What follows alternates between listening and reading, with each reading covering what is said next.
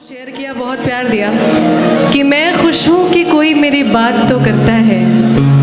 मैं खुश हूँ कि कोई मेरी बात तो करता है। बुरा कहता है तो क्या हुआ, वो याद तो करता है। मैं खुश हूँ कि कोई मेरी बात तो करता है। अरे बुरा कहता है तो क्या हुआ, वो याद तो करता है।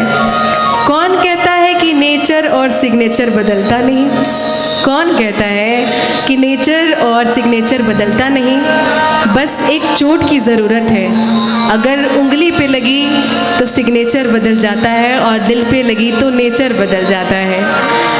लेकिन मैं खुश हूँ कि आप लोग मुझे हमेशा प्यार करते रहते हैं और आप लोगों का नेचर मेरे प्रति कभी नहीं बदलता। ये मेरे सौभाग्य की बात है। हमारे बीच राजेश प्रियम जी बैठे हुए हैं, भूवृंद के संचालक और बड़े अच्छे व्यक्तित्व हैं और यहाँ पे आए, बहुत बहुत स्वागत है आपका। आइए हम लोग इस गाने का आनंद लेते हैं।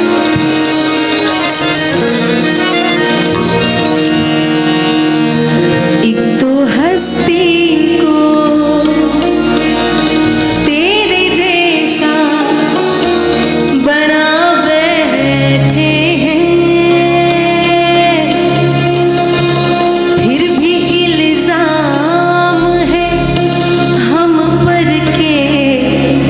भुला बैठे